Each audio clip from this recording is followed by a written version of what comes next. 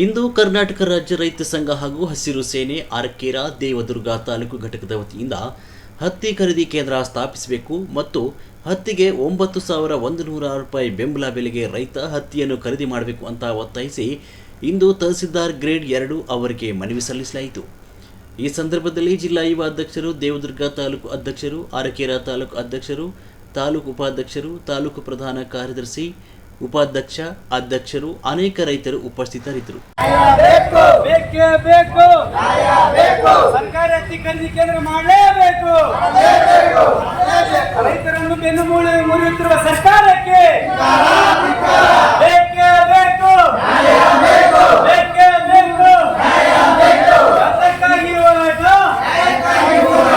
ಎಲ್ಲಿಯವರೆಗೆ ಹೋರಾಟ?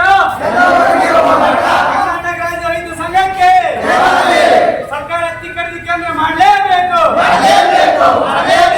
ಸರ್ಕಾರ ಹತ್ತಿ ಕೇಂದ್ರ ಕೂಡಲೇ ಮಾಡಲೇಬೇಕು.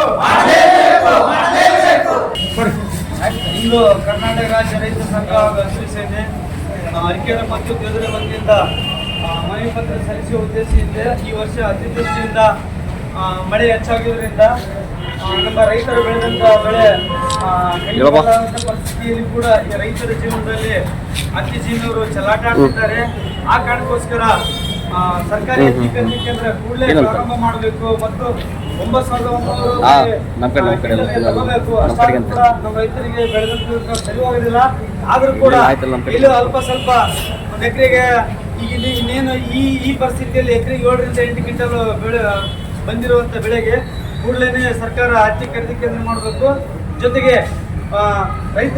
ರೈತರಿಗೆ ಯಾವುದೇ ಕಾರಣಕ್ಕೂ ತಮ್ಮ ಅಂಗಡಿ ಬಿಲ್ಲನ್ನೇ ಕೊಡಬೇಕು, ಬಿಲ್ ಚೀಟಿಯಲ್ಲಿ ಕೊಡಬಾರ್ದು.